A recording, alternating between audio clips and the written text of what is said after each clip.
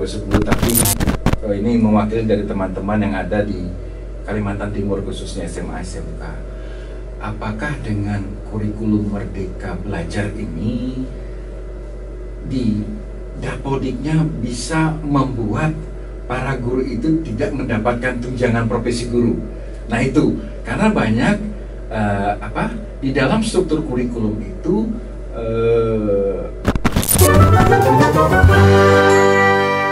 Baik, Assalamualaikum warahmatullahi wabarakatuh. Salam Smart. Ketemu lagi di podcast kita, di Smart Podcast SMA Negeri 210 atau Semandalu Smart, sebagai tempat sharing inspiration and information. Hari ini kebetulan kita kedatangan tamu istimewa dari Dinas Pendidikan.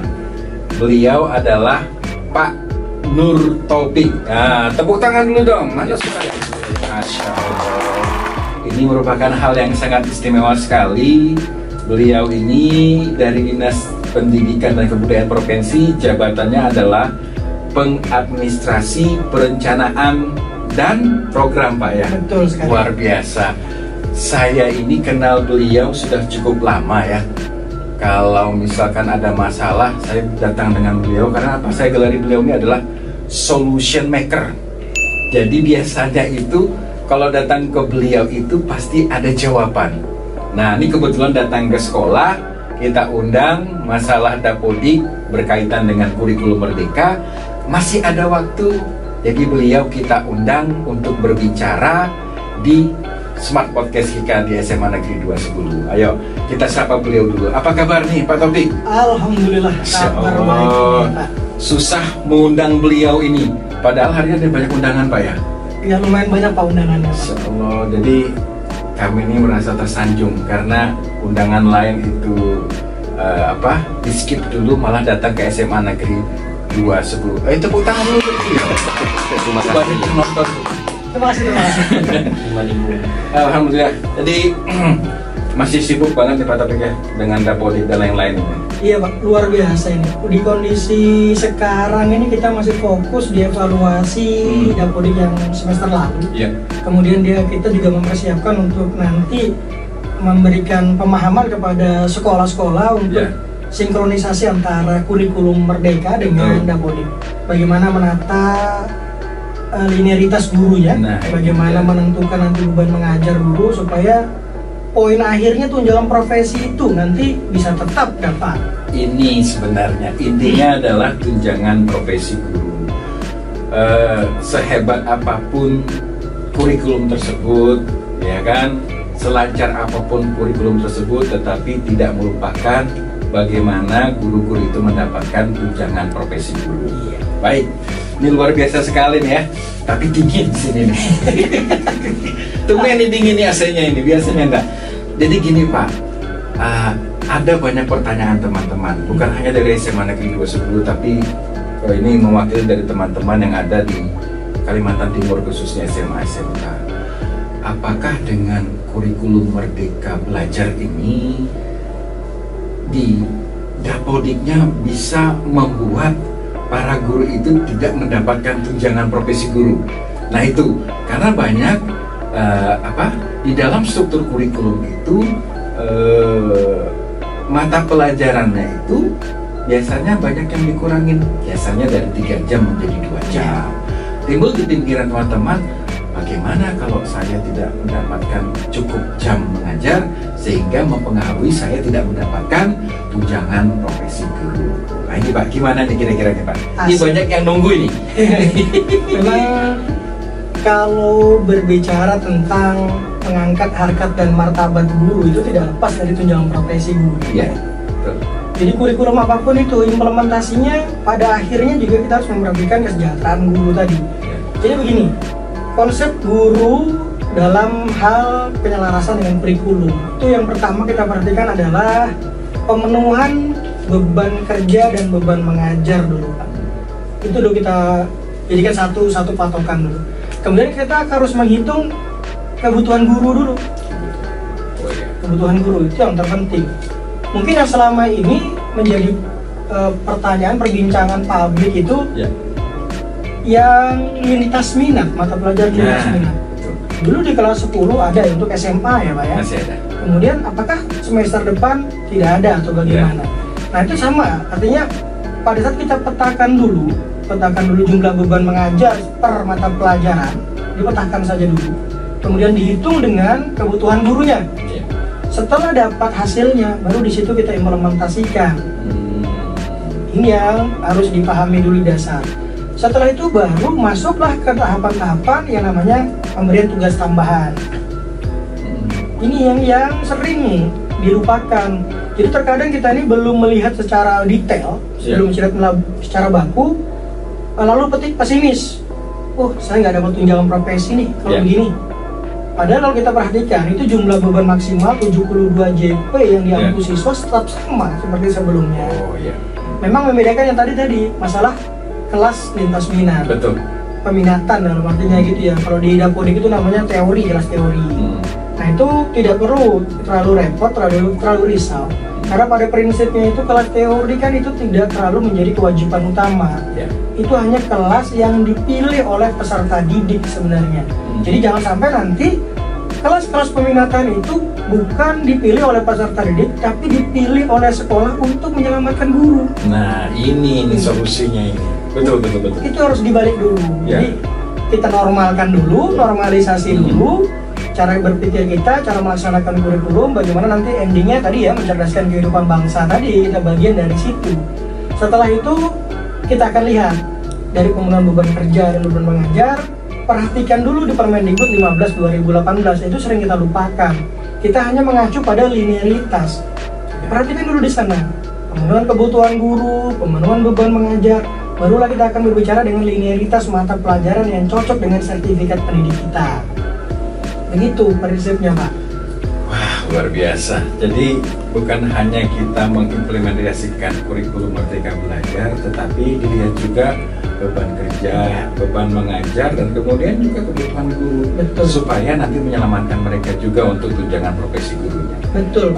Luar biasa ini.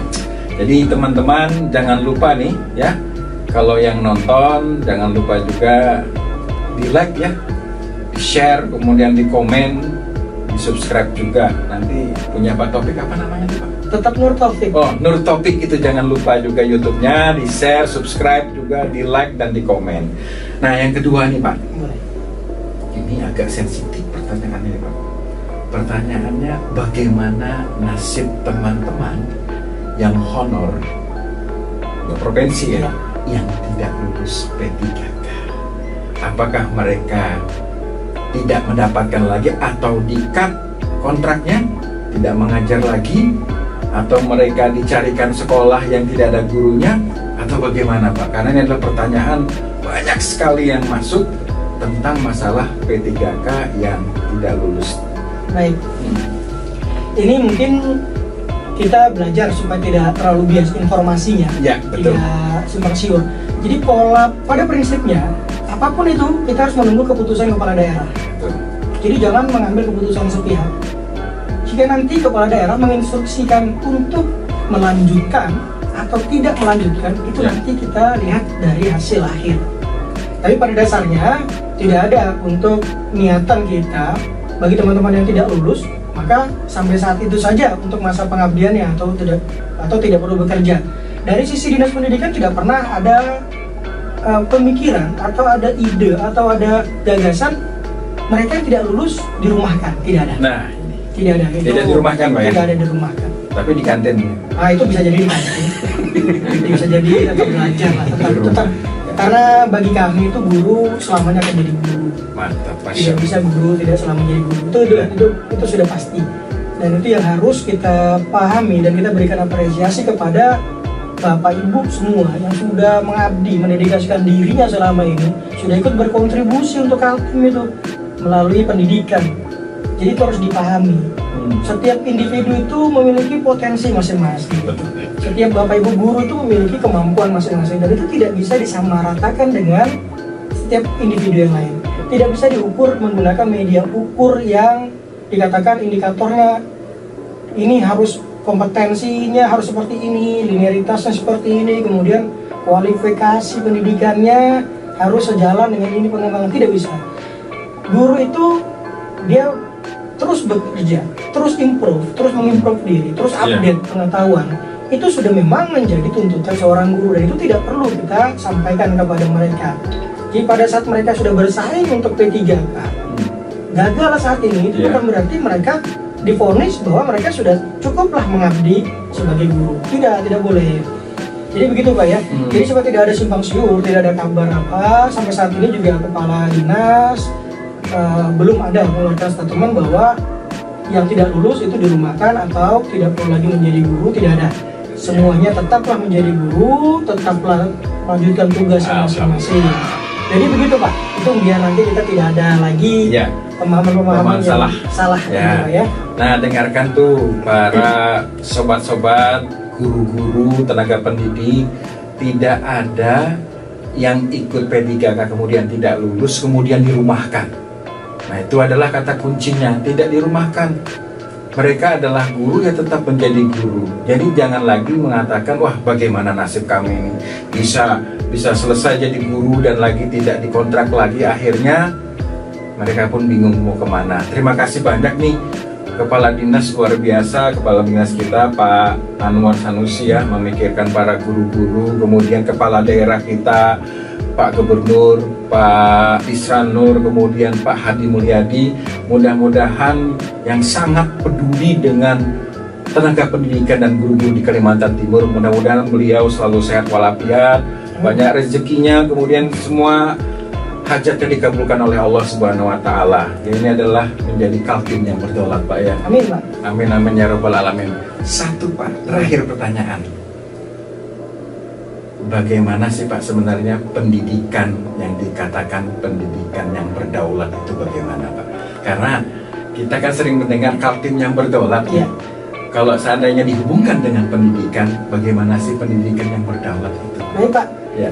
Nah, ini kita coba deh kembali kepada cita-cita pendidikan nasional kita ya. Itu sejarah, sudah berbicara tentang sejarah. Pendidikan itu adalah nomor satu. Bagaimana kita hadir di dalam dunia pendidikan untuk mencerdaskan kehidupan bangsa, Pak. Bangsa kuat itu, bangsa hebat itu adalah bangsa pendidikannya luar biasa. Pendidikan yang diutamakan nomor satu.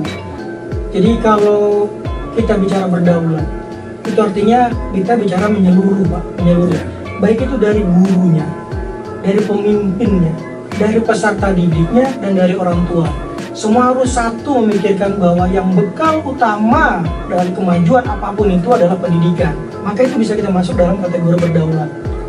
Jadi pada saat guru berbicara, guru menjelaskan, kemudian murid itu mengimplementasikan penjelasan guru, kemudian terjadi pola pemikiran yang baik, akhirnya murid menjadi murid yang produktif, yaitu murid yang bisa masuk kategori mandiri, kreatif, inovatif, bisa berkontribusi dia.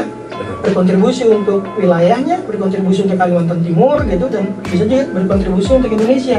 Maka kita sudah masuk tahap berdaulat. Itu Pak konsepnya. Jadi kalau bisa itu mari kita mulai dari sekarang lah. Kita wujudkan dari guru Kaltim mendidik anak Kaltim. Kalau bisa ke depan anak Kaltim jadi presiden Indonesia. Begitu Pak. Itu kalau targetnya. Ini berdaulat sudah luar biasa berdaulat. Berarti Kaltim untuk Kaltim, Kaltim untuk Indonesia. Betul Pak. Untuk menjadi Kaltim yang berdaulat. Betul sekali. Masya Allah, berarti dalam banget ya. Para pemimpin kepala daerah kita sudah memikirkan sejauh itu menjadi Kaltim yang berdaulat. Jadi sebenarnya ini penjelasannya walaupun singkat, tetapi ini sangat jelas sekali. Jadi para teman-teman jangan lagi berpikiran yang multitafsir ataupun mengatakan yang aneh-aneh tentang nasibnya. Ini sudah jelas ke depannya.